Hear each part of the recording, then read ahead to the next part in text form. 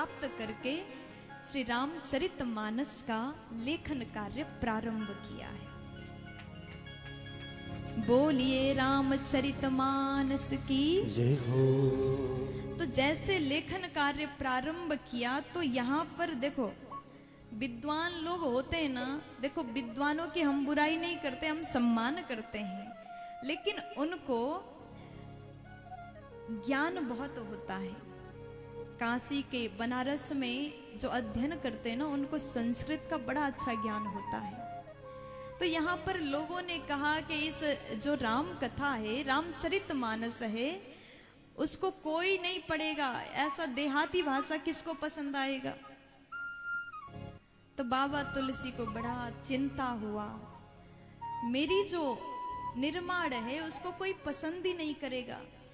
तो सबने क्यों ऐसा निर्णय लिया कि भगवान के सानिध्य में काशी विश्वनाथ भगवान के मंदिर पर इस ग्रंथ को लेकर के रख देंगे और वहीं पर चारों वेद 18 पुराण महापुराण ग्रंथों को रखा गया। तो यहाँ बाबा जी को बड़ी चिंता हो रही, इस कथा को कोई नहीं पढ़ेगा तो मेरा इतना मेहनत बेकार हो जाएगा। रात भर प्रभु का ध्यान करते हैं, प्रार्थना करते, प्रभु आप कृपा कर दीजिए। लेकिन जैसे रात बीता, सुबह हुआ, सुबह होते ही मंदिर को खोला गया, पट को जब खोला गया तो देखा गया सबसे ऊपर, पहले सबसे नीचे मानस को रखा गया था, ऊपर पुराणों को रखा गया था, लेकिन जैसे पट को खोला तो देखा गया कि मानस का जो पुस्तक है, ग्रंथ है, सबसे ऊपर रख दिया गया। ये मानस का वर्णन है। और इतना ही नहीं, यहाँ पर भगवान शंकर का स्टाम्प लगा हुआ है, प्रभु भगवान शंकर का सिग्नेचर था। गोस्वामी जी ने देखा, संतों ने देखा, बड़े विद्वानों ने देखा, वहां पर साक्षात भोलेनाथ ने अपना सिग्नेचर कर दी। क्या लिखा था? सत्यम शिवम सुंदरम। तब से ये शब्द का प्रारंभ हुआ। बोलिए शंकर भगवान की जय हो। ये साक्षात भगवान शंकर द्वारा प्रकाशित ग्रंथ है।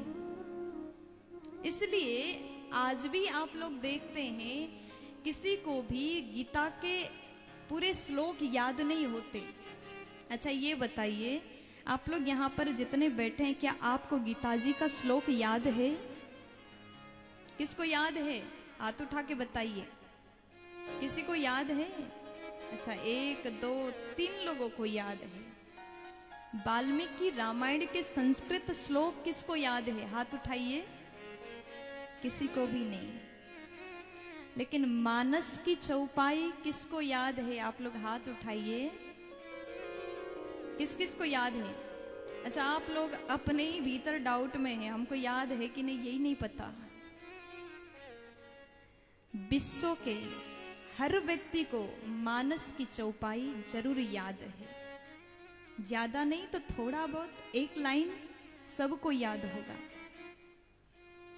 मंगल भवन अमंगल हारी, मंगल भवन अमंगल हारी, मंगल भवन अमंगल हारी, मंगल भवन मंगल हारी, प्रभु सुदशरथ अजीर बिहारी, प्रभु सुदशरथ अजर बिहारी, मंगल भवन मंगल हारी, मंगल भवन मंगल हारी।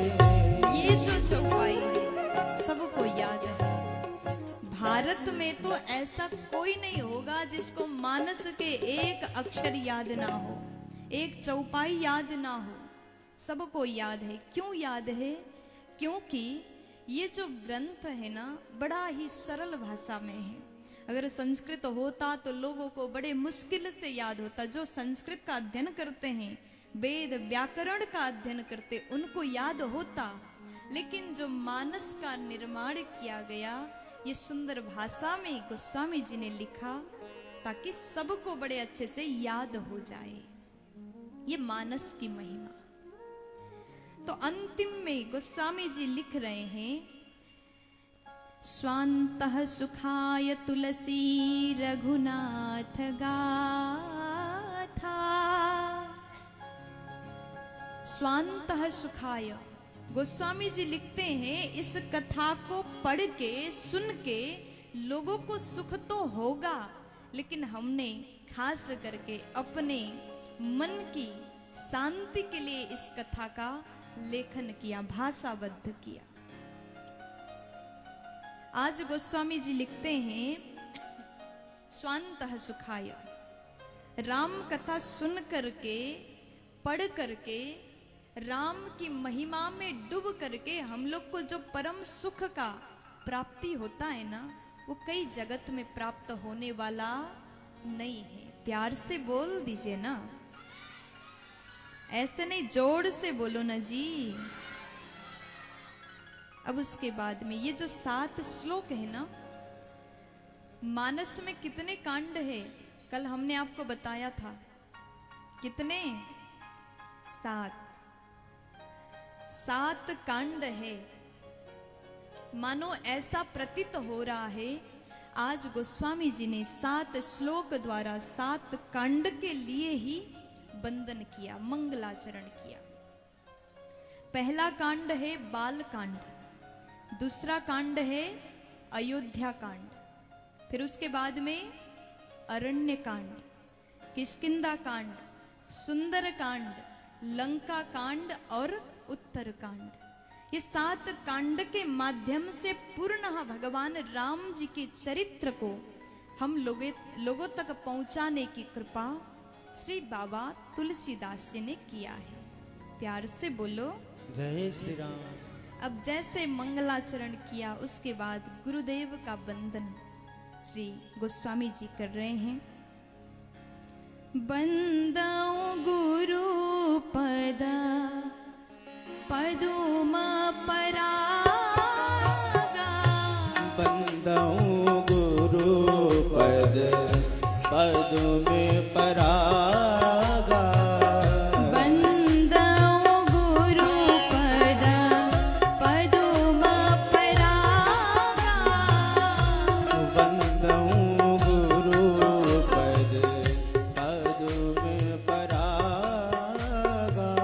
सुरुचि सुवासा सरस अनुरागा, सुरुचि सुवास सरस अनुरागा।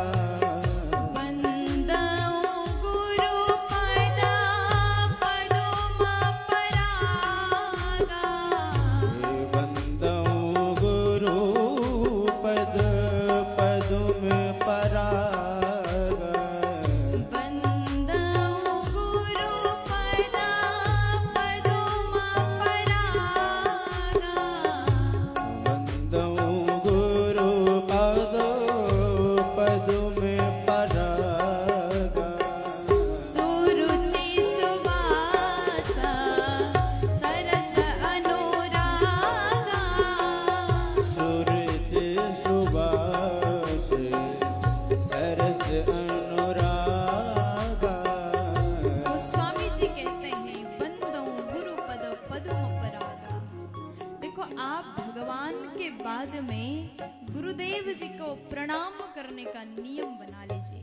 जब तक गुरु कृपा ना हो जाए तब तक भगवत भक्ति भी प्राप्त होने वाली नहीं है। तो आज बाबा कहते हैं गुरुदेव के चरण को हम वंदन करते हैं, नमन करते हैं। तत्पश्चात अमिया मोरी मया चूरन चारु, अमे मोरी मैं चूरन चारो। समन सकल भव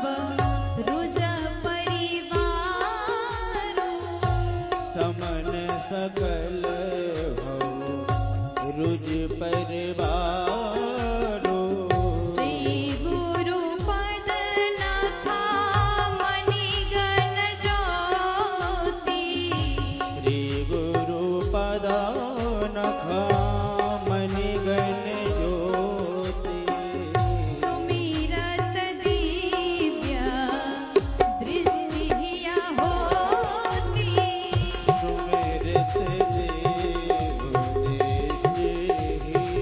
होते श्री गुरु पद नख मणिगण ज्योति श्री गुरु पद नख मणिगण ज्योति। आज बाबा कहते हैं गुरुदेव के पावन चरण को हम नमन करते हैं, वंदन करते हैं। देखो, अगर आप ज्ञान को पाना चाहते हैं, भक्ति को पाना चाहते हैं, वैराग्य को पाना चाहते हैं, शास्त्रों के ज्ञान को सुनना चाहते हैं, पाना चाहते हैं, तो गुरुदेव की कृपा अति आवश्यक है। जब तक गुरु कृपा आपके ऊपर ना हो जाए तब तक भगवान भी मिलने वाले नहीं है। प्यार से बोलो, ऐसे नहीं, थोड़ा मस्ती में बोलो ना जी। अच्छा ये बताइए, आप लोग ने गुरु बनाया है? हाँ, किस किस ने बनाया? हाथ उठाइए। क्या बात है, अपने लिए जोरदार ताली बजाइए। जब तक हमारे जीवन में गुरु का आगमन होता है, गुरु के ज्ञान प्राप्त करके, उनके कृपा को प्राप्त करके हम इस भवसागर के बंधन से मुक्त हो सकते हैं। इसलिए सर्वप्रथम गुरुदेव के चरण की वंदना। बाबा का विश्वास, भक्ति इतना है, गुरु चरण में केवल चरण की वंदन नहीं किया, अमिय मोरी मय चूरन चारु, गुरुदेव के चरण के धूल का वंदन कर रहे हैं। भक्ति देखिए, चरण में जितना शक्ति है उससे ज्यादा पावरफुल चरणों की रज में है। इसलिए चरण के रज भी अगर आपने मस्तक पर धारण किया तो आपका उद्धार हो जाएगा। और उसके बाद बाबा बोले, केवल गुरुदेव के चरण रज का ही नहीं, इन्होंने श्री गुरु पद नखा मणि गण ज्योति, गुरुदेव के चरणों के नाखून का वंदना किया। अब बताइए, नाखून का कोई वंदन करता है क्या? लेकिन विश्वास हो जाए, श्रद्धा हो तो वंदन किया जाता है। गुरुदेव के चरण के नाखून का स्तुति कर रहे हैं और कहते हैं, गुरुदेव आपके चरण में जो नाखून है ना, वो एक दिव्य मणि के समान है। वो मणि का दर्शन करके हमको दिव्य दृष्टि की प्राप्ति होती है। प्यार से बोलो। तो आज सुंदर गुरुदेव के चरण का वंदन गोस्वामी जी करते हैं और उसके बाद कहते हैं, गुरु पद राजा मृदु मंजुल अंजना, गुरु पद रज मृदु मंजुल अंजन, गुरु पद राजा मृदु मंजुल अंजना, गुरु पद रज मृदु मंजुल अंजन, नयन अमिया दृग दोष विभंजना, नयन अमिय दृग दोष विभंजन, नयन अमिया दृग दोष विभंजन, नयन अमिय दृग दोष विभंजन। गुरुदेव के चरण का वंदन। और यहाँ पर गोस्वामी जी कह रहे हैं, गुरुदेव के जो चरण रज है ना, उसको काजल का नाम दिया। अंजन माने काजल। अब यहाँ पर गोस्वामी जी कहते हैं, काजल को लगाने से, काजल तो काला होता है, ये ऐसा आप विचार कर रहे हैं, लेकिन अगर आप काजल को अपने आंखों में लगाते हैं तो नेत्र को शीतलता प्राप्त होता है। ठीक उसी प्रकार आज बाबा का भाव है, गुरुदेव के चरण रज वो काजल के समान है। जिस प्रकार काजल लगाने से आंख को शीतलता प्राप्त होता है, आंखों के जो रोग है वो दूर हो जाते हैं। आप लोग काजल लगाते हो, सब लगाते हैं, लेकिन काजल पहले लोग जो बनाते थे ना, उसका नियम पद्धति अलग था। कपूर जला करके, घी डाल करके, रुई की बाती बना करके, क्या क्या करके वो काजल बनाया जाता था। और उस काजल को लगाइए, हमारी माँ भी बनाती है और उस काजल को हम लोग लगाते हैं। उस काजल को अगर लगाते हैं तो आंखों का रोग जो है वो ठीक हो जाता है, शीतलता मिलता है। लेकिन आजकल के लोग उस नियम को भूल गए और बाजार में जो सबसे अच्छा 500-500 के काजल मिलते हैं। हम दुकान में गए, उधर वृंदावन में लैक्मी का शोरूम था, वहां गए तो काजल तो हम लगाते ही हैं। जैसे पूछा तो 3-4 आइटम उन्होंने बताया 7,000 का है वही काला काजल। लेकिन आजकल इतने महंगे महंगे, एक इतना सा पेंसिल का दाम है 500, लेकिन घर में बनाइएगा तो फ्री में मिल जाएगा। दुकान का जो काजल है उससे फायदा होने वाला नहीं है, उसमें केमिकल है। लेकिन घर का जो निर्माण किया गया काजल है उसमें शुद्धता है। अगर उस काजल को लगाते हैं तो नेत्रों को शीतलता मिलती है। ठीक उसी प्रकार गुरुदेव के चरण के रज को काजल का नाम दिया गया। वो वही काजल के समान है। अगर नेत्रों में लगाया जाए तो आंखों को शीतलता मिलती है। आज इस प्रकार गोस्वामी जी ने गुरुदेव की महिमा का वर्णन करके अपने गुरुदेव के चरण का वंदन किया, स्तुति किया है। आगे बाबा जी ने हनुमंत लाल का वंदन किया, ब्राह्मण का वंदन किया। ब्राह्मण इस धरती में सर्वथा पूजनीय है। भगवान भी जब अवतार लेकर के आते, राम अवतार में आए, कृष्ण अवतार में आए, तो भगवान ने अपने जीवन में ब्राह्मण का सेवा किया। इसलिए आप लोगों से निवेदन करूंगी, ब्राह्मणों का सेवा करने का स्वभाव बनाइएगा। प्यार से बोल दीजिए ना, जय श्री राम। ब्राह्मण सर्वथा पूजनीय है। भगवान स्वयं ब्राह्मण का पूजन करते हो, ब्राह्मण सेवक हैं, ब्राह्मण पूजक हैं।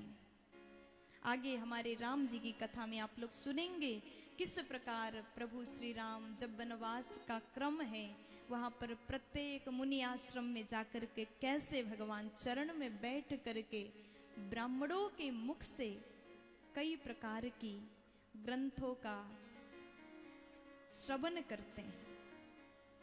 ऐसे ब्राह्मण का वंदन गोस्वामी जी ने किया। उसके बाद सत्संग की महिमा का वर्णन करते हैं। देखिए, जीवन में सत्संग मिल जाना ऐसे ही नहीं हो सकता। जब तक आपके ऊपर उनकी कृपा ना हो जाए तब तक जीवन में सत्संग मिलने वाला नहीं है। अच्छा, आप लोग सोच रहे होंगे हम पंडाल में बैठे हैं, इसका अर्थ है हमें सत्संग मिल रहा है, ये हमारी मेहनत से मिल रहा है। ऐसा मत सोचिएगा।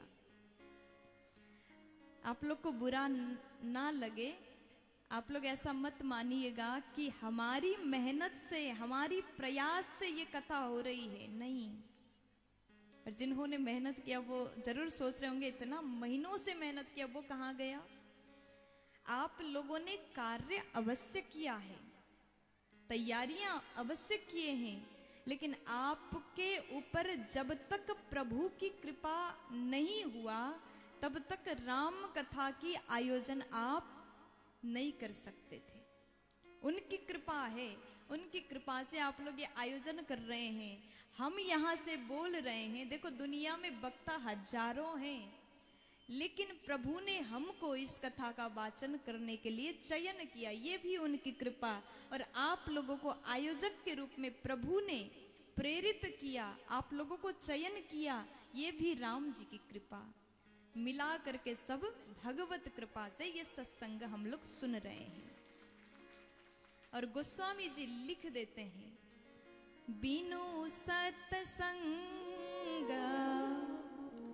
विवेक न होई, बिनु सत्संग विवेक न होई, बिनु सत्संग विवेक न होई, बिनु सत्संग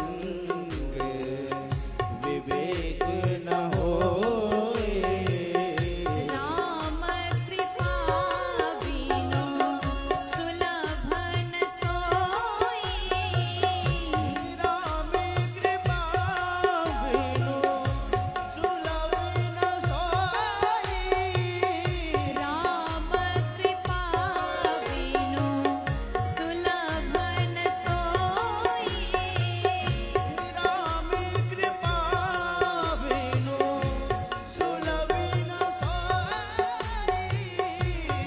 राम कृपा बिनु सुलभ न सोई। ये सत्संग हमको जीवन में प्राप्त हो रहा है, इसके ऊपर कृपा किनकी है? जरा जोर से बोलिए, कृपा किसकी है? रघुनाथ जी की कृपा। अगर वो हमारे ऊपर कृपा नहीं करते, हम यहाँ बैठ करके कथा गा रहे नहीं होते और सुन रहे नहीं होते।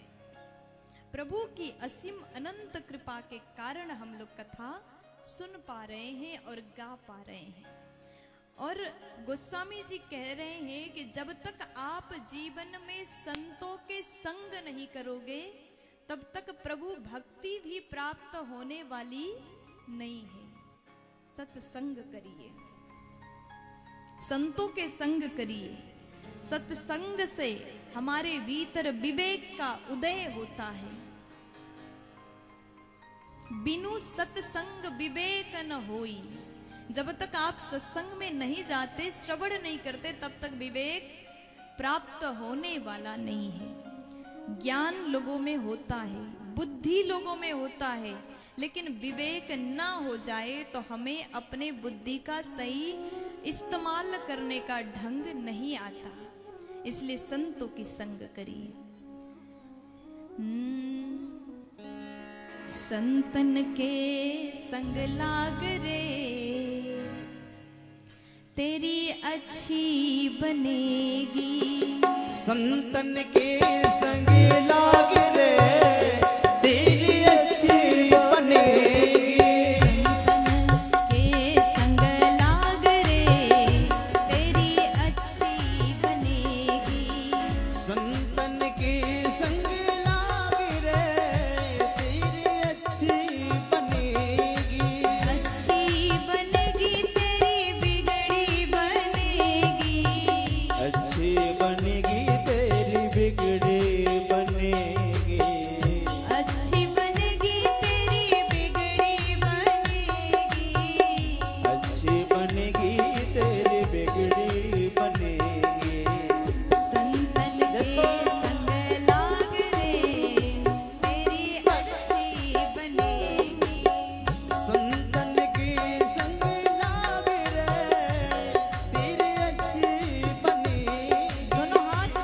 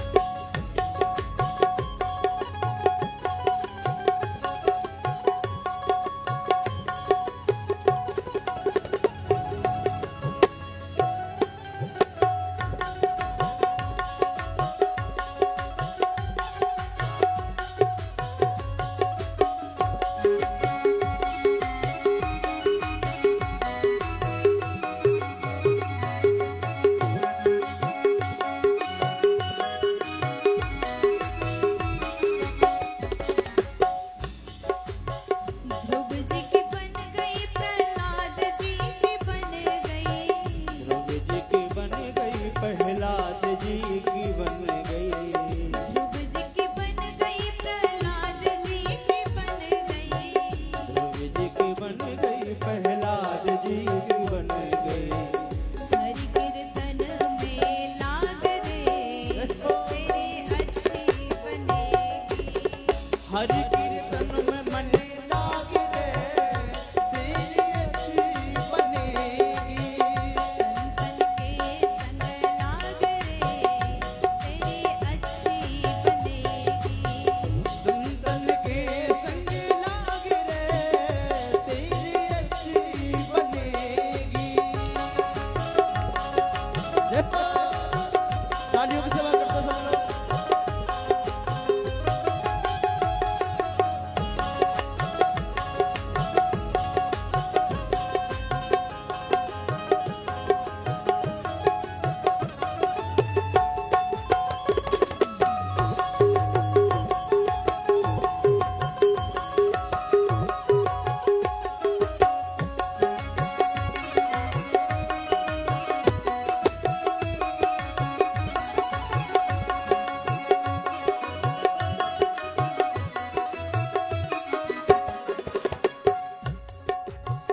कागा से तोहे हंस करेंगे। कागा ते तोए हंस करेंगे। कागा से तोहे हंस करेंगे। कागा ते तोए हंस करेंगे। मिट जाए दिल के दाग रे देखो, तेरी अच्छी बनेगी। मिट जाए दिल के दाग रे तेरी अच्छी बनेगी। संतन के संग लाग रे तेरी अच्छी बनेगी। संतन के संग लाग रे तेरी बिगड़ी बनेगी। देखो, अरे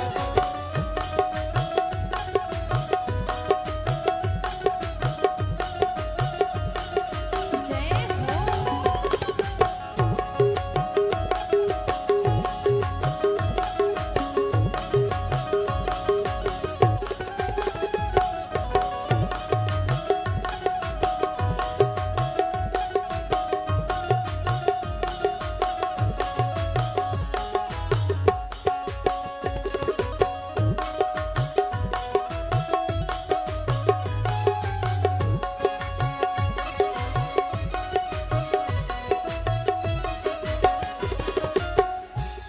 संतन के संग भक्ति बढ़ेगी। संतन के संग भक्ति बढ़ेगी। संतन के संग भक्ति बढ़ेगी।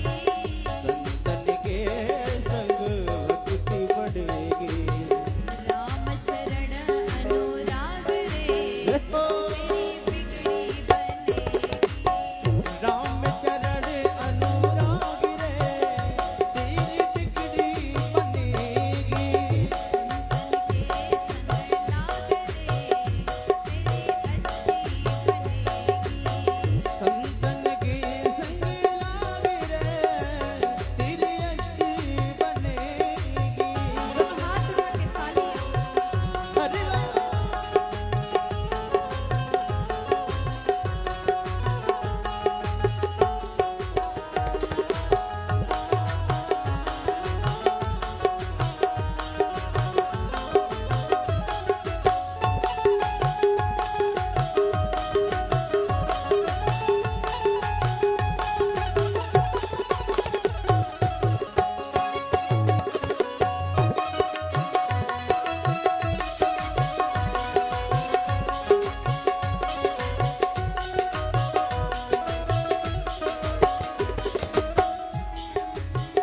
मोहन सा में बहुत दिन सोया। मोहिनी सा में बहुत दिन सोयो। मोहन सा में बहुत दिन सोया। मोहिनी सा में बहुत दिन सोया। जाग सके तो जाग रे देखो, जाग सके तो जाग रे तेरी बिगड़ी बनेगी। जाग सके तो जाग रे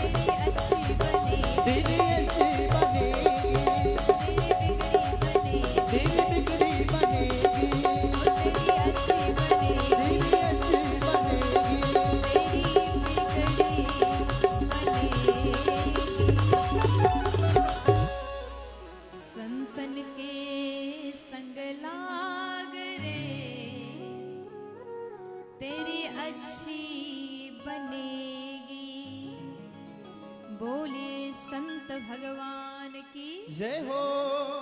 एक बार जोड़ से बोल दीजिए ना। जय श्री राम। पाट जोरी वाले बोलो ना। पीछे वाले दोनों हाथ उठा के बोल दीजिए ना। तो संतों की महिमा गोस्वामी जी वर्णन करते हैं। देखिए सत्संग की जो महिमा है ना, अगर आप प्रभु की कथा में, सत्संग का अर्थ क्या होता है? सताम सज्जनानाम संगति इति सत्संगति। अगर आप संतों के संग में जाकर के थोड़ी देर बैठ जाते हैं ना, तो आपको सुंदर लाभ प्राप्त होता है। ए मैया ध्यान से सुनिएगा, ये जो सत्संग हो रहा है, सत्संग का अर्थ केवल कथा के पंडाल में बैठना ही नहीं होता। यहां भी सत्संग हो रहा है जहां पर भगवत कथा हो जाए। सत्य यानी सत्य, भगवान का रूप कैसा है, गुण कैसा है? सच्चिदानंद रूपाय विश्वोत्पत्त्यादि तवे तापत्रय विनाशाय श्री कृष्णाय वयम नुमः। जो सत्य स्वरूप है, वो सत्य के स्वरूप कौन है? भगवान है। और भगवान का जहां पर चर्चा हो जाए वहां जाकर के बैठ जाना, उसी को सत्संग कहते हैं। सत्संग का अर्थ साक्षात प्रभु का संग प्राप्त कर पाना।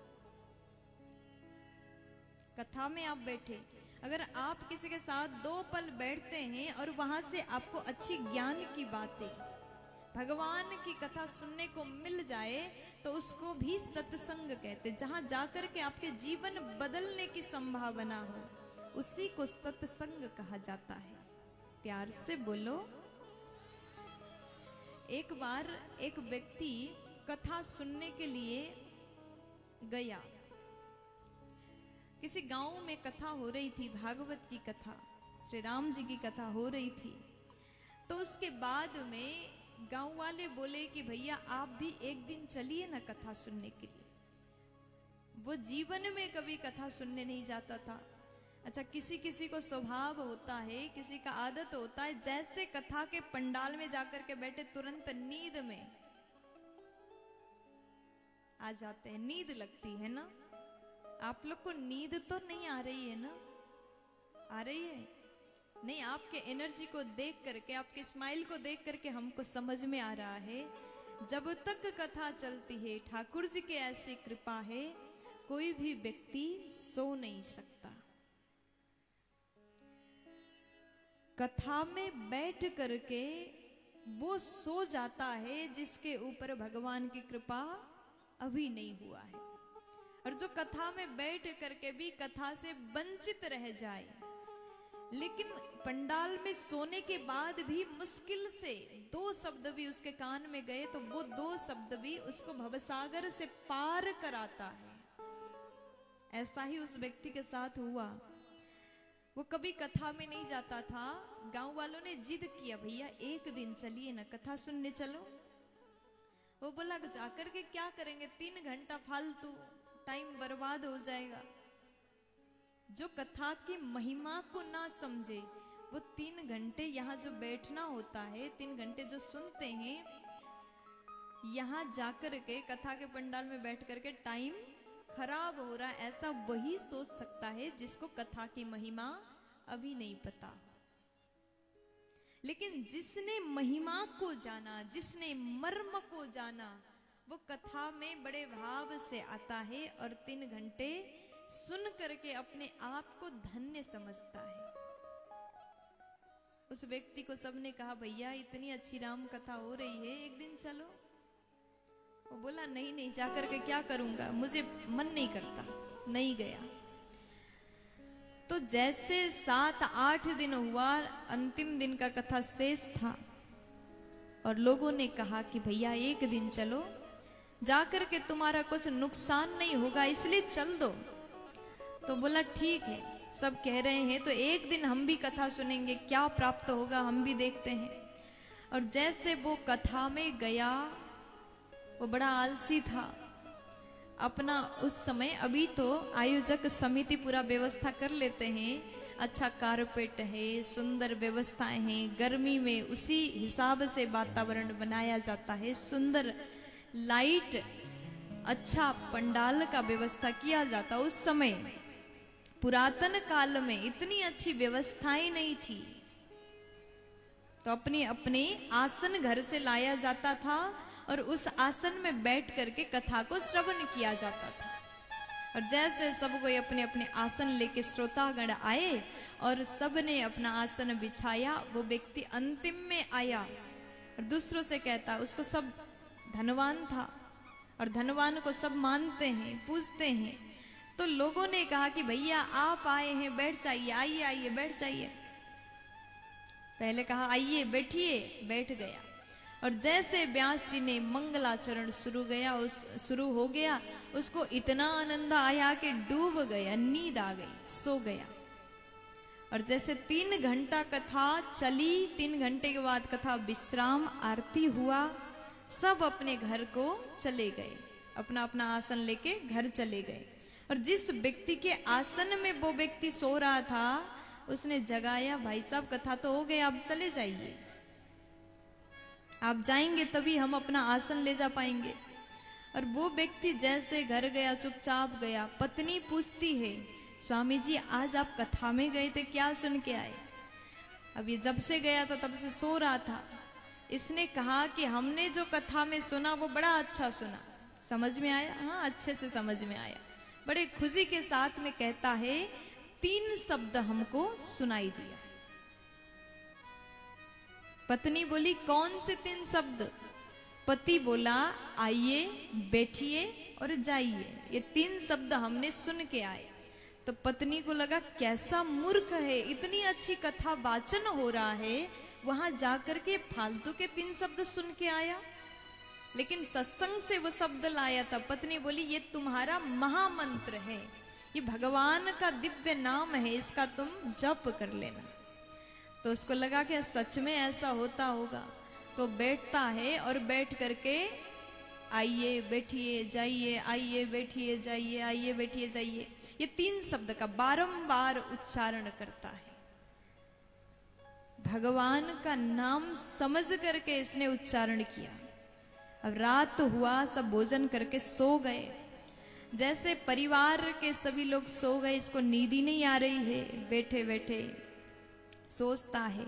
थोड़ी देर बाद पलंग पे लेट गया, लेकिन लेटने पर भी नींद नहीं आई।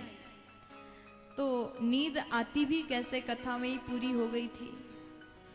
और जैसे ये लेटा है और वही 3 शब्द को बार बार आंख बंद करके उच्चारण कर रहा, आइए बैठिए जाइए। तो मध्य रात में 12 बजे इसके घर में चोर आ गए चोरी करने के लिए।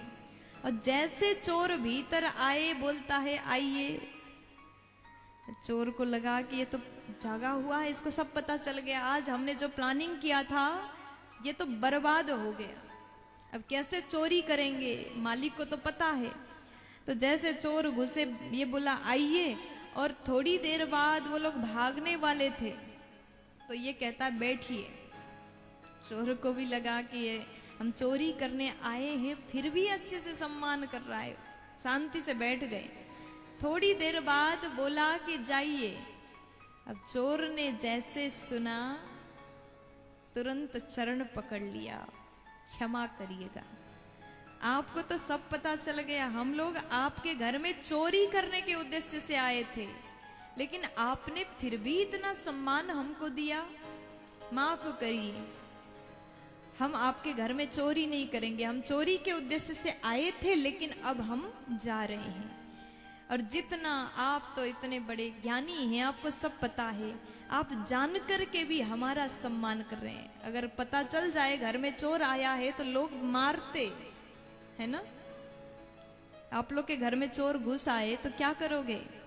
जो मिल जाए उसी से मारना प्रारंभ करोगे। लेकिन यहाँ इतना सम्मान मिला, चोरों ने कहा कि भैया आपको सब पता है, फिर भी आपने हमको दंडित नहीं किया। ऐसा बोल करके जो चोरी करके सोना चांदी पैसा लाए थे वो भी चढ़ा करके चले गए। प्यार से बोलो, अर्पण कर दिया और जैसे चले गए। तो उसके बाद में पत्नी से ये कहता है, रात भर नींद नहीं लगी, सुबह पत्नी जगी तो पत्नी से बोला कि हमारे घर में रात में चोर आए थे, हम बस आइए बैठिए जाइए मंत्र का जप कर रहे थे, इन्होंने चोरों ने जो चोरी करके लाए थे सब चढ़ा करके चले गए, आज चोरी होने से बच गया। पत्नी बोली, देखो स्वामी, आप कथा पंडाल में गए थे, सत्संग सुनने के लिए आप गए थे, और वहां जाकर के आपने फालतू के 3 शब्द ले आए। ये भगवान का कोई मंत्र नाम नहीं है, लेकिन कथा के पंडाल, उस सत्संग के सभा से आप इस 3 अक्षर को, 3 शब्द को लेकर के आए। आपने इसी शब्द को भगवान के नाम सोच करके आपने जप किया। उस सत्संग की प्रभाव से आज हमारे घर में चोरी होने से बच गया। अगर आप जीवन में सच में सत्संग करने लग जाओगे तो जीवन में और क्या क्या लाभ हो जाएंगे। तब पति को समझ में आया कि वास्तव में सत्संग की महिमा क्या है। इसलिए जीवन में कोशिश करिए, एक पल भी मिल जाए संतों की संग करें, भगवान की कथा को सुने, सत्संग का एक क्षण, भोजन का एक कण, इन 2 चीजों का बड़ी महिमा है। एक क्षण को मत गुमाइए, एक पल का सत्संग तुम्हारे जीवन को बदलने की क्षमता रखता है। और कभी भी अपने जीवन में भोजन का एक कण का भी त्याग मत करिएगा, क्योंकि भोजन को बर्बाद करना पाप है। जो व्यक्ति थाली के खाना को छोड़ देते हैं ना, खाने वाले को इतना पता नहीं है कि उस अन्न को बनाने के लिए कितना मेहनत लगता है। वो किसानों से पूछिए, आप लोग खेती करते हैं? हाँ, नहीं करते? हाथ उठा दो ना, तो बोलने में क्या दिक्कत है। खेती करते हैं। किसान से जाकर के पूछिए, एक खेती करना, गेहूं बोना कितना मुश्किल है ना?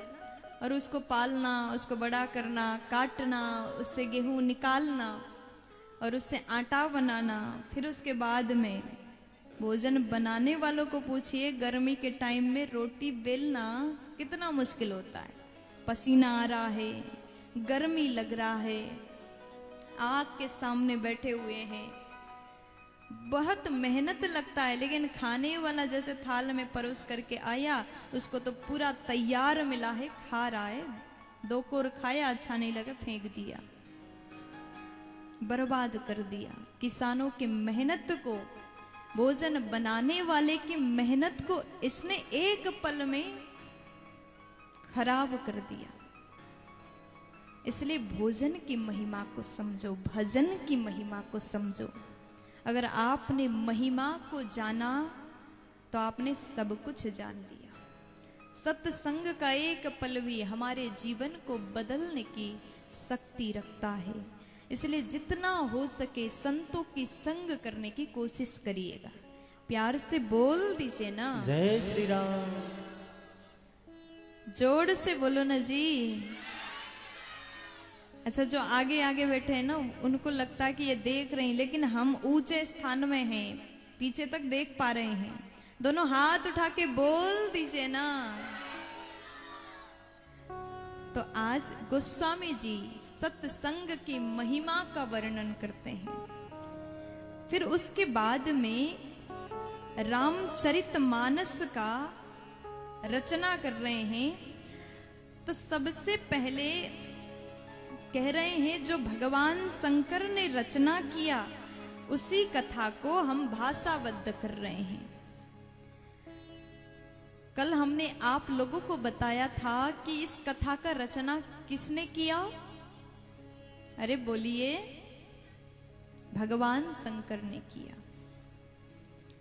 रची महेश निज मानस राखा, रची महेश निज मानस राखा, रची महेश निज मानस राखा, रची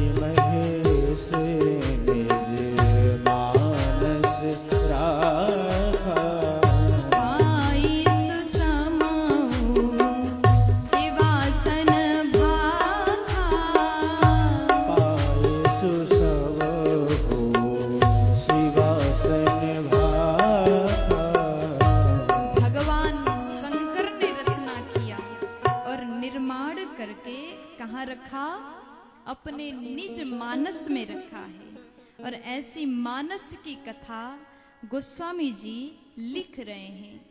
तो आज बाबा कहते हैं, सर्वप्रथम बाबा जी कहते हैं, देखिए हम इस कथा को लेख तो रहे हैं, लेकिन इतना बड़ा ग्रंथ बनाने वाला, लिखने वाला, जबकि बनाने वाला, रचना करने वाला रचनाकार कोई और हो, लिखने वाले को भी थोड़ा सा अभिमान तो आता ही है, लेकिन बाबा को जरा सा भी अभिमान नहीं है। और पहले ही बोल देते हैं, जो इस मानस का अध्ययन करेंगे, श्रवण करेंगे, आप लोगों से हम हाथ जोड़ करके बता देते हैं, हमको कोई ज्ञान नहीं है।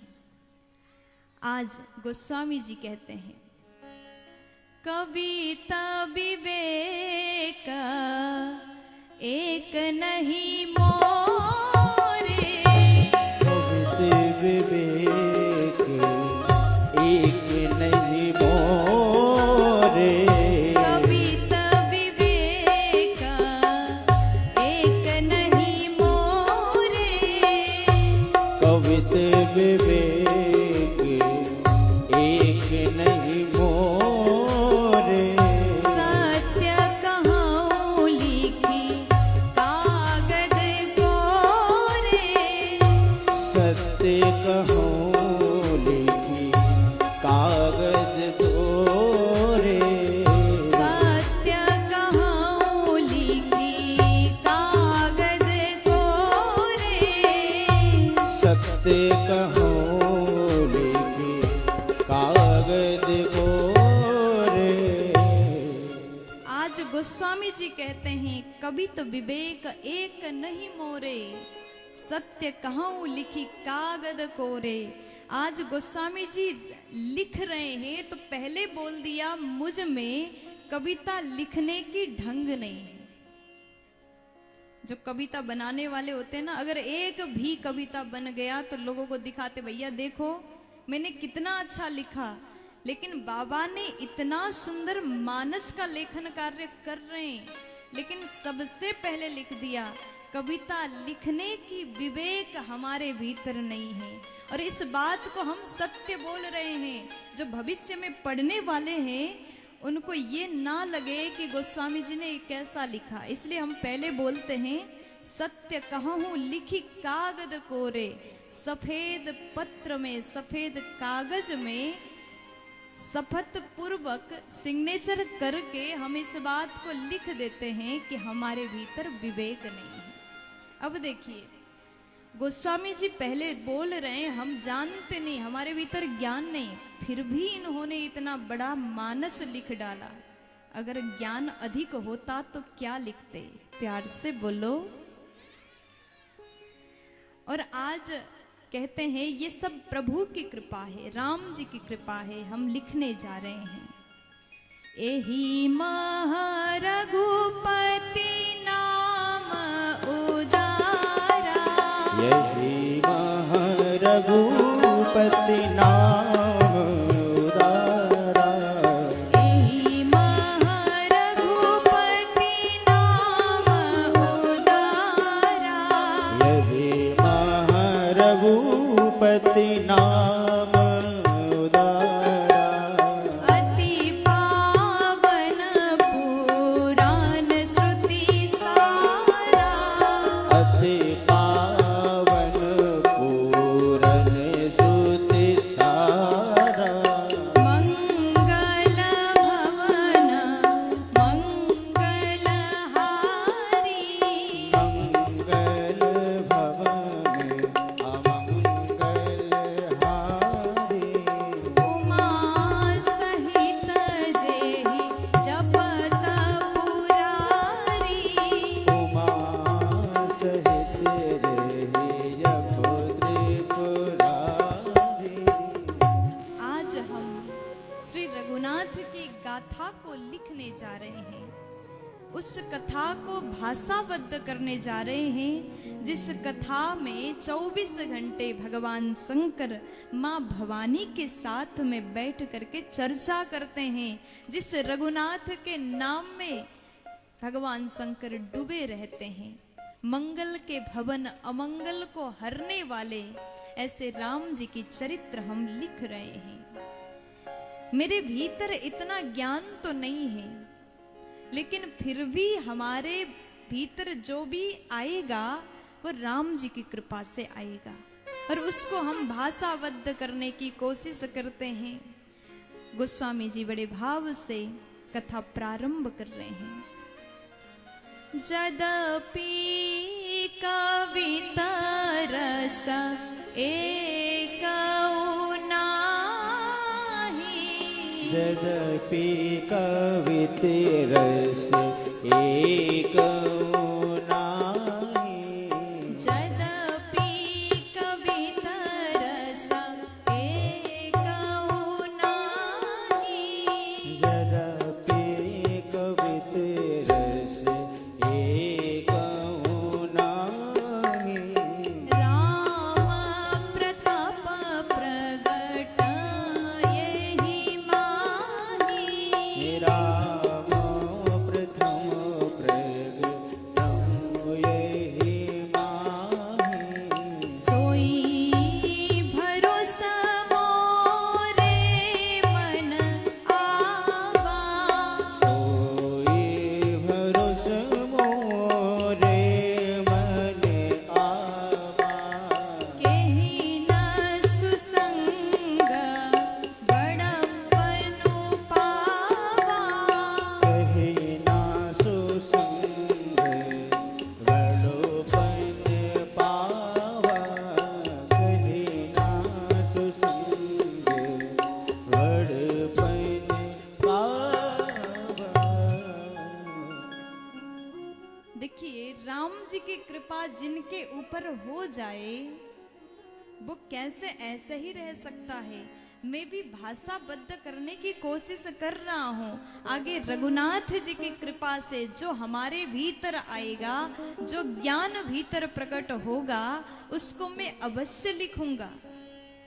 अगर रघुनाथ की कृपा हुआ तो आगे जाकर के इस मानस को लोग पढ़ेंगे और श्रवण करके अपने जीवन को धन्य करने की कोशिश करेंगे। प्यार से बोलो। और हमने भी संतों का संग किया है, और अगर एक तुच्छ प्राणी भी संतों के संग करता है तो वो भी पावन हो जाता है, उसका भी जीवन धन्य होता है, उसका भी जीवन निर्मल हो जाता है। इसलिए आज बड़े भाव से गोस्वामी बाबा लिख रहे हैं।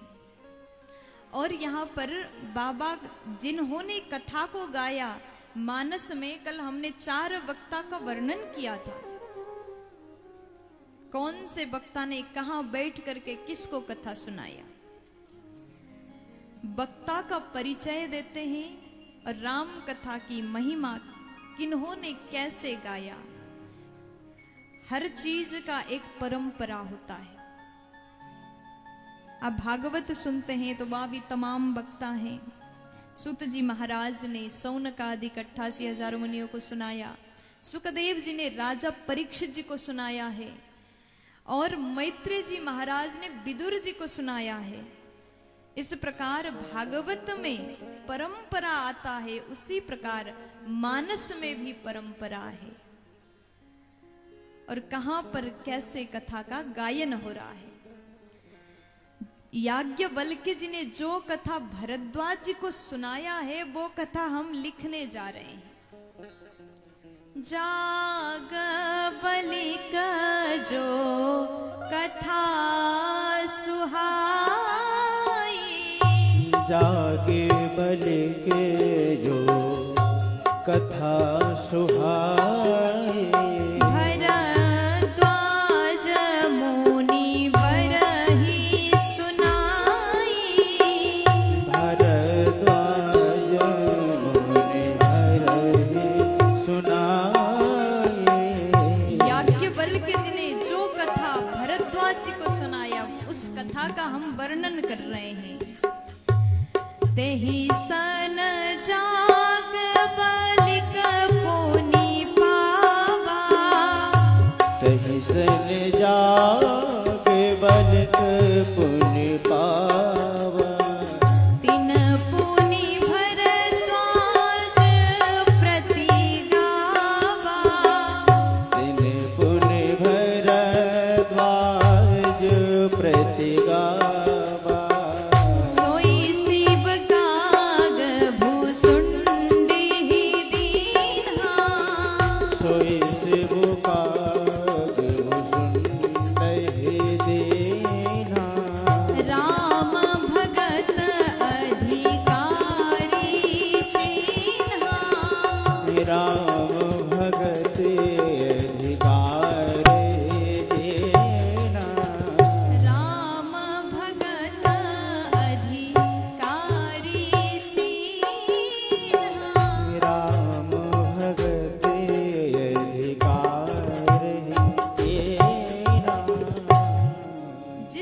कथा को कागभूषुंडी जी महाराज ने गरुड़ जी को श्रवण कराया। कैसे श्रवण कराया? राम भगत अधिकारी चिन्ह। इस कथा को सुनने के अधिकारी वही है जो भगवान के भक्त हैं। अगर आपके भीतर विश्वास नहीं है, भगवान के प्रति प्रेम नहीं है, तो हम कथा के अधिकारी नहीं है। अधिकारी का अर्थ होता है लायक, योग्यता। अगर हमारे भीतर भगवान की कथा सुन करके प्रेम भाव जागृत हो जाए तो समझो कि हमें भी कथा सुनने की अधिकार प्राप्त हुआ है। यहाँ पर कागभूषुंडी जी ने गरुड़ जी को प्रभु के भक्त जान करके कथा को प्रदान किया। इस कथा को भगवान शंकर ने मां भवानी को प्रदान किया है। इस प्रकार श्रोता वक्ता सब मिलकर के इस कथा को अलग अलग स्थान में गायन कर रहे हैं और अपने जीवन को धन्य बना रहे हैं। मानस में 4 घाट का वर्णन आया। कल हमने आपको निवेदन किया, आप सभी को श्रवण पान कराया। प्यार से बोल दीजिए ना, अरे जोर से बोलो ना जी। तो आज गोस्वामी जी कहते हैं, मैं पुनि निज गुर सन सुनी कथा सो सुकर खेत, समुझी नहीं तसी बालपन, तब अति रहे अचेत।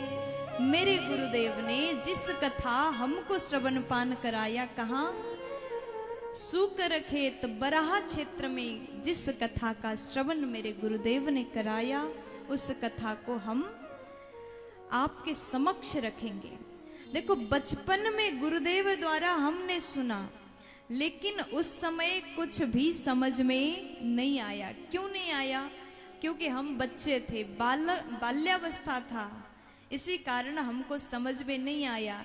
लेकिन फिर भी गुरुदेव ने तदपि कही गुर बारही बारा, तदपि कही गुरु बारही बारा, तदपि कही गुर बारही बारा, तदपि कही गुरु बारही बारा, समुझी परि कछु मति अनुसारा, समझो पर कैसो मति अनुसारा, भाषा बद्ध करबी में सोई, भाषा में था कवि में सोई, मोरे मन प्रबोध जेहि होई, मोरे मन प्रमोद जहि होई, मोरे मन प्रबोध जेहि होई।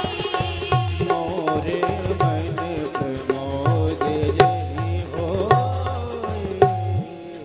अब यहाँ देखिए, जैसे गोस्वामी जी बोल देते हैं, बचपन में गुरुदेव ने हमको सुनाया कथा सो सूकर खेत। बराहा क्षेत्र में गुरुदेव गायन कर रहे थे, बड़े बड़े श्रोता थे, वहां पर वक्ता थे, सब सुन रहे थे।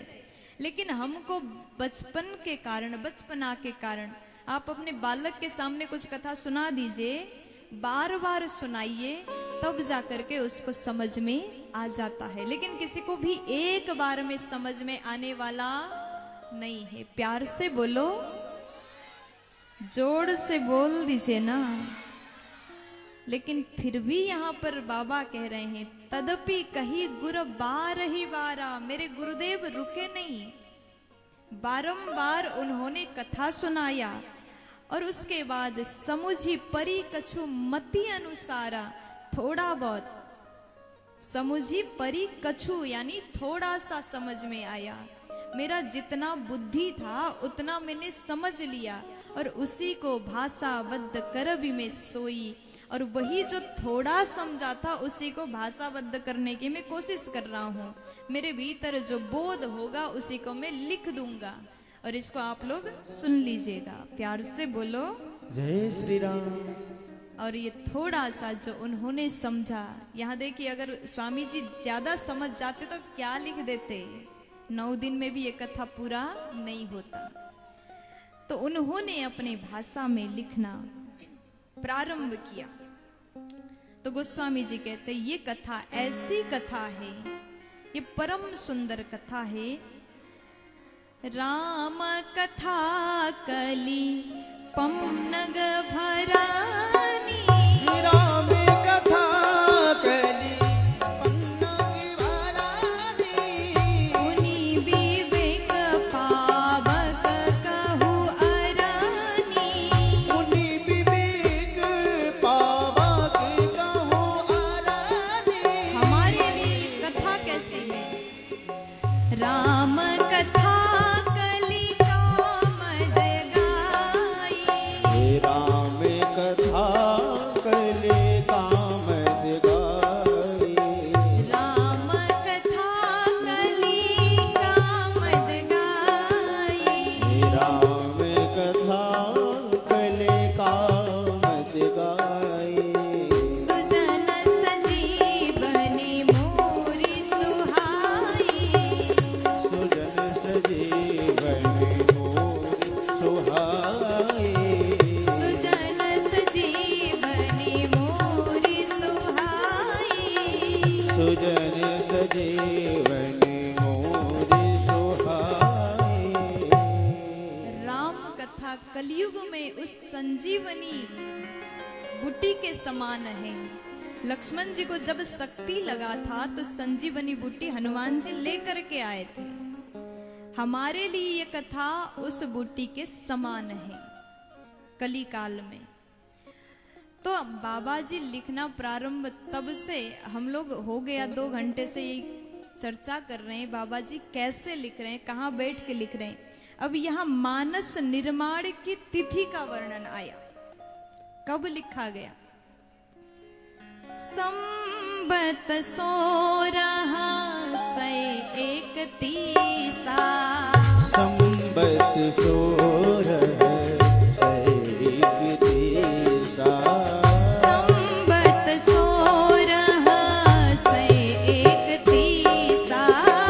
संबत 1631 करऊं कथा हरि पद धरि सीसा, करहु कथा हरि पद धरि सीसा। नौमी भूमा बार मधुमासा, नौमी होम बार मधुमासा। अवधपुरी यह चरित प्रकाशा, अवधपुरी यह चरित्र प्रकाशा। जेहि दिन राम जन्म श्रुति गावहि, जहि दिन राम जन्म श्रुति गावहि। जेहि दिन राम जन्म श्रुति गावहि, जहि दिन राम जन्म श्रुति गावहि। तीरथ सकल तहाँ चली आवहि, तीरथ सकल तहाँ चली आवहि। तीरथ सकल तहाँ चली आवहि। तीरथ सकल तहाँ चली आवहि। जिस दिन बाबा ने ये मानस का निर्माण किया, संबत 1631, संबत समझते हैं ना? समझ रहे हैं कि नहीं? अभी कौन सा संबत चल रहा है, किसी को पता है? बताइए। 2080। हाँ, तो बाबा जी ने इस कथा को कब लिखा? संबत 1631। 16 इधर कहते हैं, लेकिन मानस में लिखा है 16। नेपाल में 16 ही कहते हैं। ये जो भाषा है काफी नेपाली से मिलता जुलता है। तो आज भी जो नेपाल में, भारत में लोग अभी 2024 में रह रहे हैं, वहां के लोग 2080 में रह रहे हैं। देखा जाए तो पुराणों में जो डेट का वर्णन है वो संवत का है, विक्रम संवत। लेकिन हम लोग अंग्रेजी डेट को मनाते हैं, न्यू ईयर सेलिब्रेट करते हैं। लेकिन करना क्या चाहिए? नववर्ष कब आता है? चैत्र महीने का जब अंत्य होता है, बसंत में सुंदरता दिखाई देता है, प्रकृति नवनीत होती है, दुर्गा जी का हम पूजन करते हैं, राम जी का जन्म होता है, तब नव वर्ष मनाया जाता है। अब अभी चल रहा है 2080, मानस निर्माण हुआ 1631 में। अब बताइए कितने वर्ष पुराना है? घटाइए, 2080 से माइनस करो, कितना हुआ? मैथ कमजोर है क्या?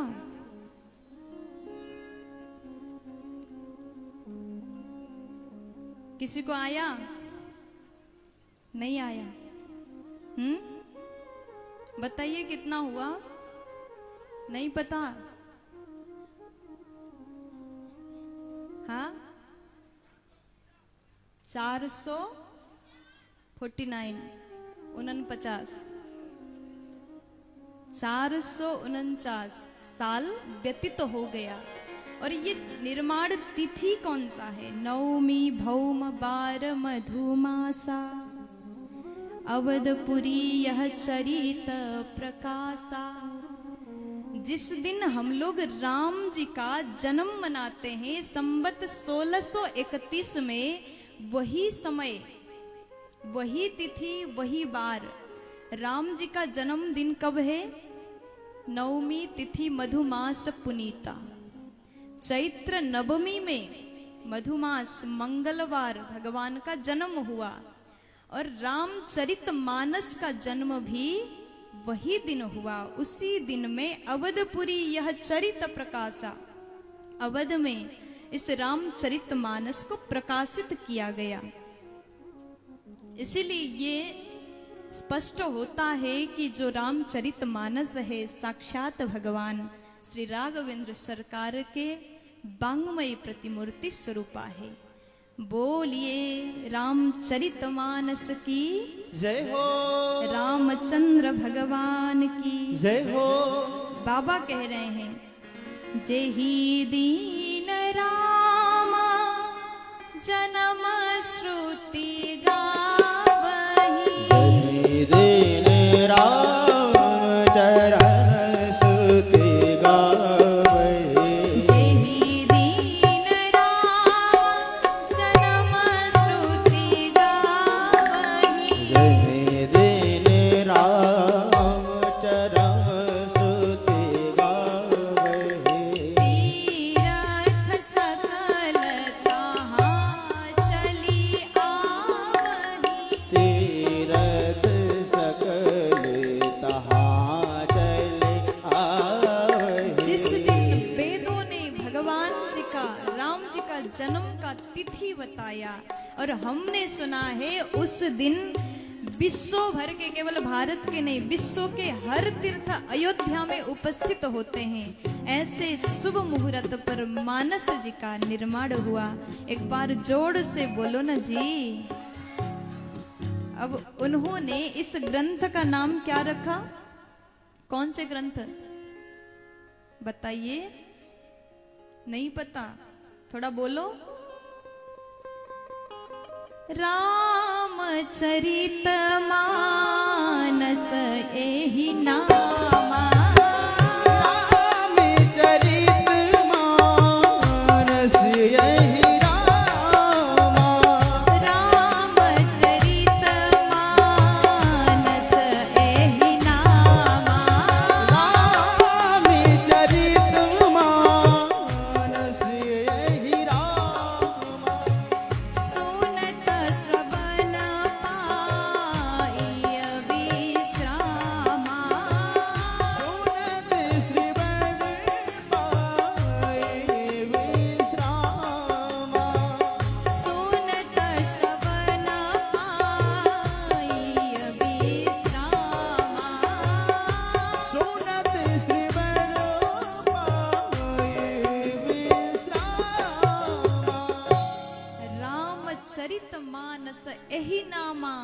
सुनत श्रवण पाई विश्रामा।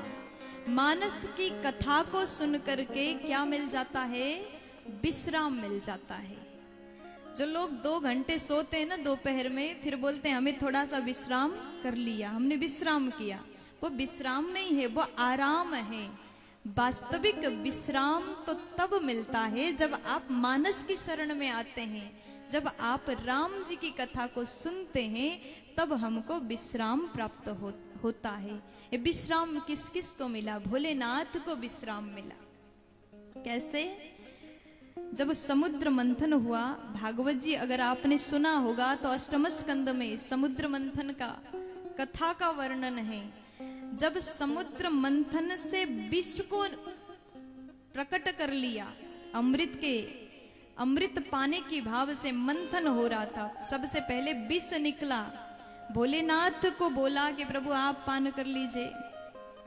उन्होंने पान कर लिया। उनके हृदय में कौन है? राम है। जब राम में जाकर के विष मिल गया, तब भोलेनाथ को विश्राम प्राप्त हुआ। प्यार से बोलो जय श्री राम। तो वही विश्राम हमको भी रामचरित मानस को श्रवण पान करके प्राप्त हो जाएगा। अब ये कथा चारों घाट में बैठ करके 4 वक्ता अपने भाव से गा रहे हैं। शरणागति भाव से गोस्वामी जी इस कथा का गायन कर रहे हैं। जहाँ पर गंगा जी श्रोता के रूप में विद्यमान है, या फिर कहो संत समाज, या फिर उनका निज मन कथा सुना रहे हैं। और दूसरा घाट कर्म कांड घाट में बैठ करके श्री याज्ञवल्क्य जी भरद्वाज जी को सुना रहे हैं। ये कर्म कांड की कथा सुना रहे हैं। याज्ञवल्क्य जी जैसे भरद्वाज जी को सुनाते हैं। ये स्थान कहाँ पर है? प्रयागराज में। तीसरा घाट ज्ञान घाट स्थान है कैलाश पर्वत, भगवान शंकर माँ भवानी को ज्ञान की कथा सुना रहे हैं। और चौथा घाट है भक्ति घाट, नीलगिरी पर्वत पर बैठ करके श्री कागभुसुंडी महाराज गरुड़ राज को सुना रहे हैं। और 5वां घाट आपका ये क्षेत्र जमुई पटाई पाटजोरी जमुई चकाई, हाँ वही चकाई को याद करके हमने गलत बोल दिया, क्षमा करिएगा। तो पाटजोरी की धरती ये 5वां घाट है। और यहाँ हम बैठ करके आप लोगों के समक्ष भाव की कथा सुना रहे हैं, प्रेम की कथा सुना रहे हैं, रघुनाथ की भक्ति की कथा को गा रहे हैं। बोलिए राघवेंद्र सरकार की जय हो, भक्त वत्सल भगवान की जय हो। प्यार से बोल दीजिए ना, जय श्री राम। मस्ती में बोलो ना जी, प्रेम से बोल दीजिए ना। तो सभी वक्ता ने बड़े भाव से कथा प्रारंभ किया है। देखिए, अगर राम जी की कथा को दिल से सुना जाए तो इस भवसागर से अवश्य ही हमारा बेड़ा पार हो जाएगा। 84 लाख योनियों में भटकने के बाद एक बार मनुष्य जन्म हमको मिलता है, लेकिन कथा में बैठ करके भी हमारा मन बाहर गया है, दिल हमने कहीं और लगाया। यहाँ केवल शरीर से बैठे, मन घर में गया है, तो हमारा उद्धार होने वाला। इसलिए आप यहाँ पर बैठे हैं तो शांत चित्त होकर के कथा को श्रवण पान कर लीजिएगा। जितना प्रेम से सुनोगे उतना अच्छे से समझ में आएगा। मैं कोशिश कर रही हूँ जितना सरल भाषा हम बोल सके उतना सरल भाषा में आपको समझा रहे हैं। आप लोग को समझ में आ रही है ना? पक्का? अगर सच में समझ में आ रहा है तो दोनों हाथ उठा करके जोर से बोलो ना, जय श्री राम। पीछे वालों बोल दो ना। तो सब लोग बड़े भाव से राम जी का स्तुति कर रहे हैं। आइए हम भी राम जी का ध्यान करते हैं, स्तुति करते हैं। हे राम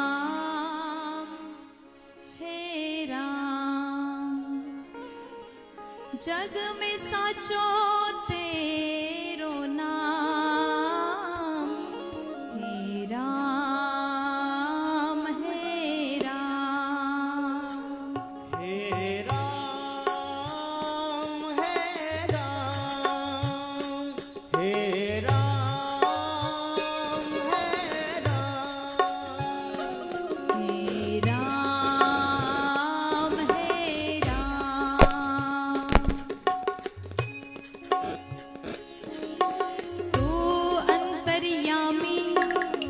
सबका स्वामी, तू अंतर्यामी सबका स्वामी, तू अंतर्यामी सबका स्वामी, तू अंतर्यामी सबका स्वामी।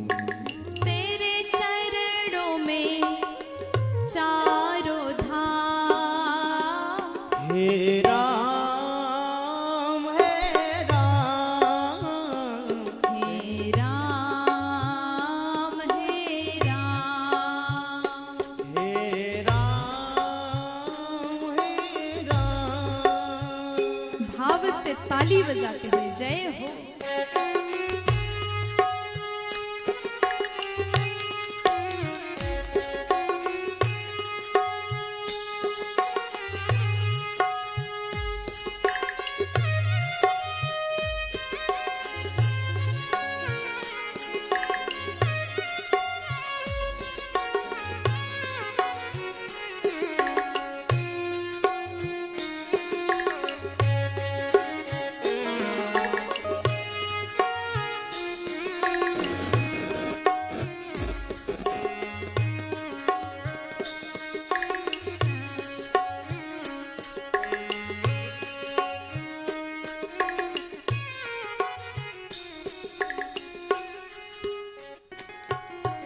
तू ही माता, तू ही पिता है, तू ही माता तू ही पिता है, तू ही माता, तू ही पिता है, तू ही माता तू ही पिता है।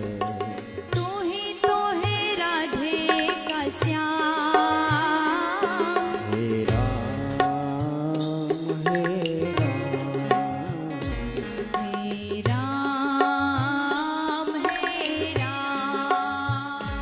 हे राम हे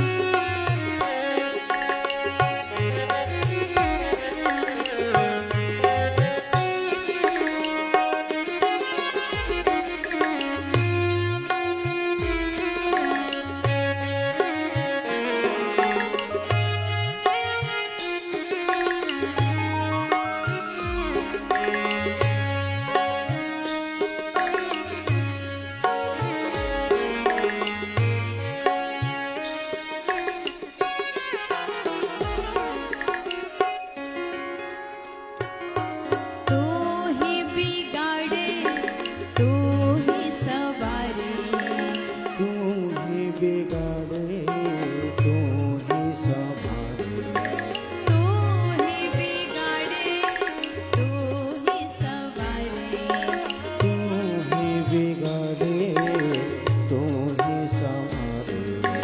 इस जग के सारे काम, हे राम हे राम, हे राम हे राम, हे राम हे राम। जय हो।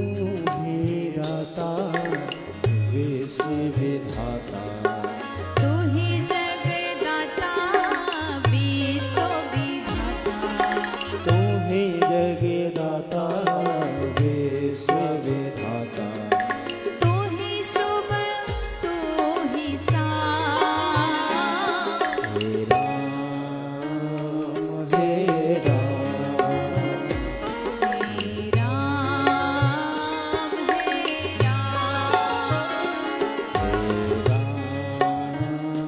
हे राम हे राम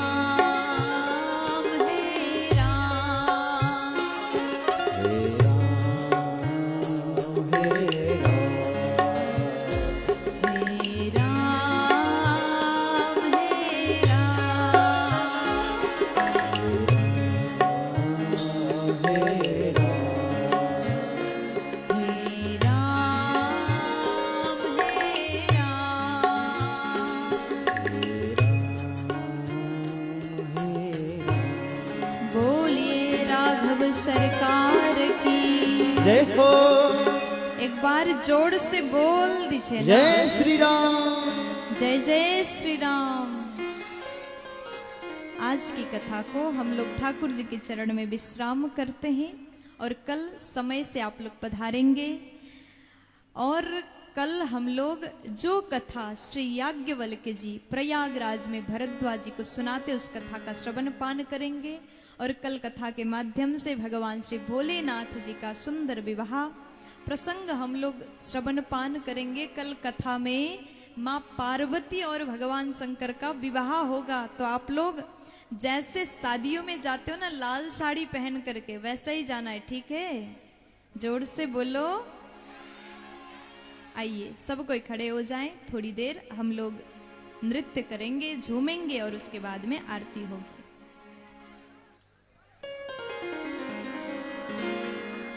आइए सब कोई दोनों हाथ उठाएं।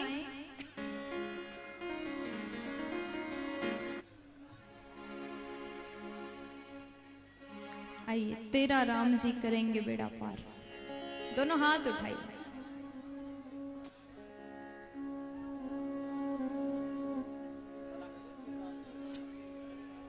तेरा राम जी करेंगे बेड़ा पार, उदासी मन काहे को डरे। तेरा राम जी करेंगे बेड़ा पार, उदासी मन काहे को डरे।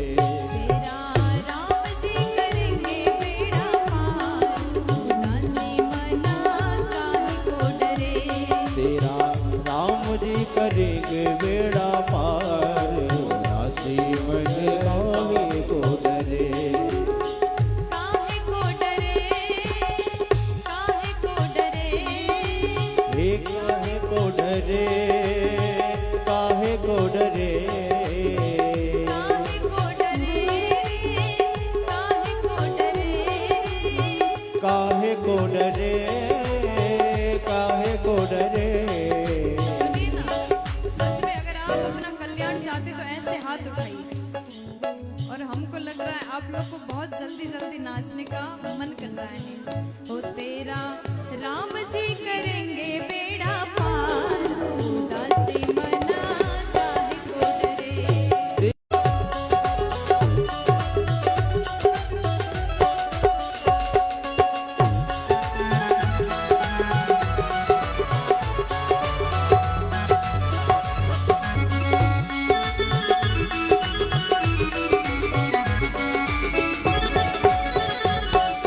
और भक्त को विश्वास होना चाहिए क्या?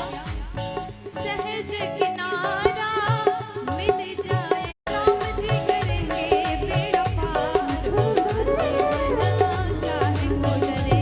तेरा राम करेंगे बेड़ा पार, उदासी मन काहे को डरे। काहे को डरे, काहे को डरे, काहे को डरे। काहे को डरे रे। इसलिए भैया मत डरिए, दोनों हाथ उठाइए लंबे लंबे। हो तेरा राम जी करेंगे बेड़ा पार, उदासी मना काहे को डरे। तेरा राम जी करेंगे बेड़ा पार, उदासी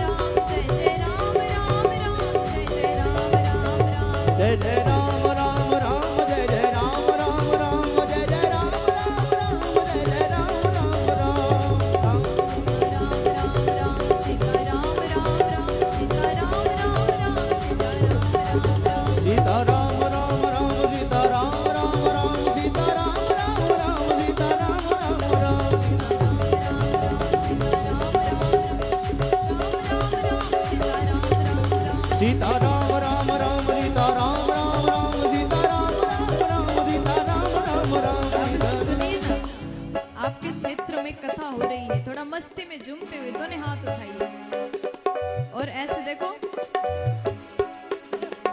1 2 3 जय हो।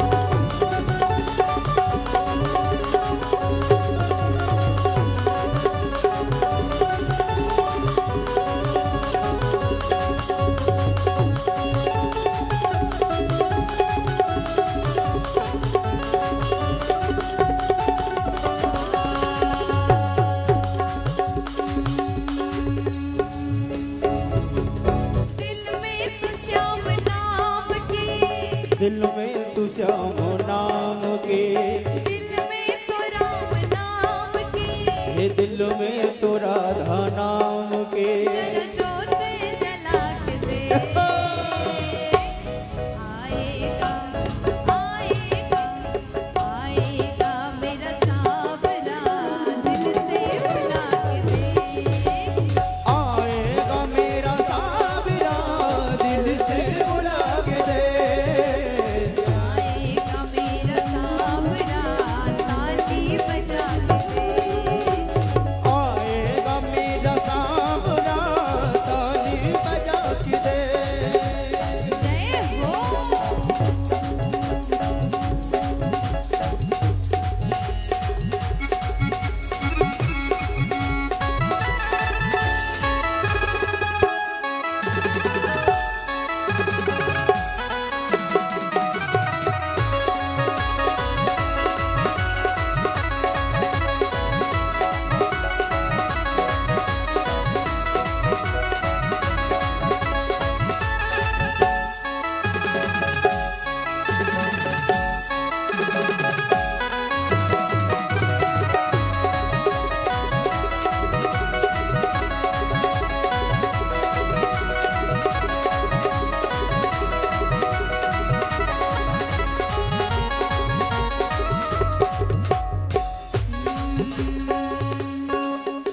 वृंदावन जाऊंगी सखी, वृंदावन जाऊंगी, वृंदावन जाऊंगी सखी वृंदावन जाऊंगी, वृंदावन जाऊंगी सखी, वृंदावन जाऊंगी, हे वृंदावन जाऊंगी सखी ना लौट के आऊंगी।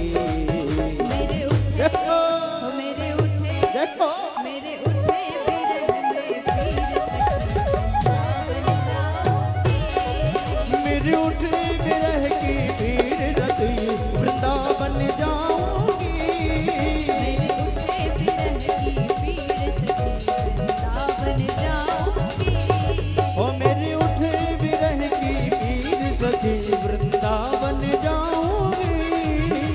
जय हो।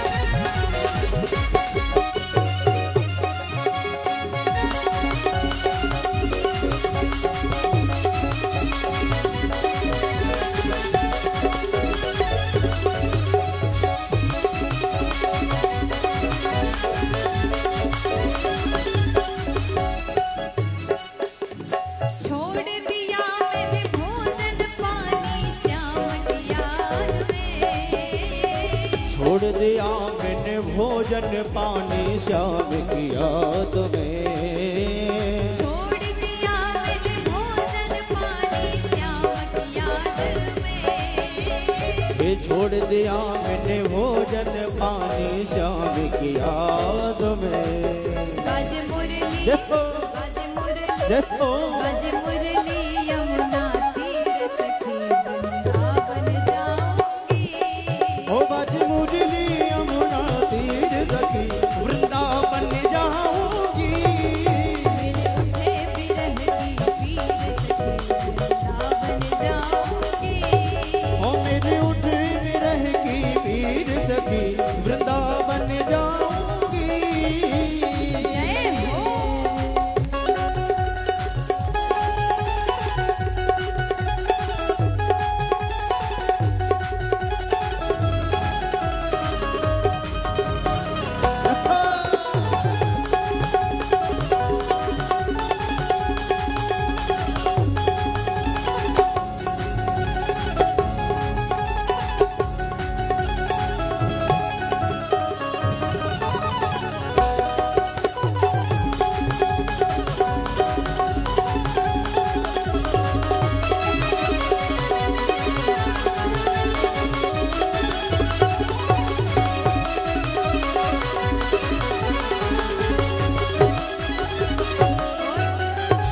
सुनिए ना, आपके जो रिश्तेदार हैं उनको आपने बुलाया कथा में?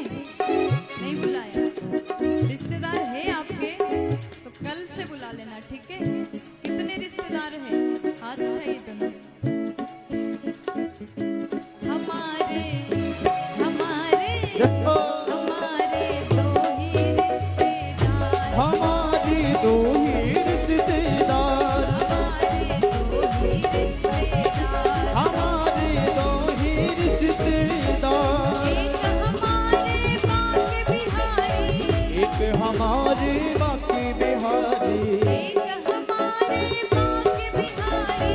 एक हमारे बाकी बिहारी। गुजरात रानी सरकार हमारे देखो हमारे देखो हमारे दो ही रिश्तेदार, हमारी दो ही रिश्तेदार। हमारे दो ही ओ रिश्तेदार। हमारी दो ही रिश्तेदार। देखो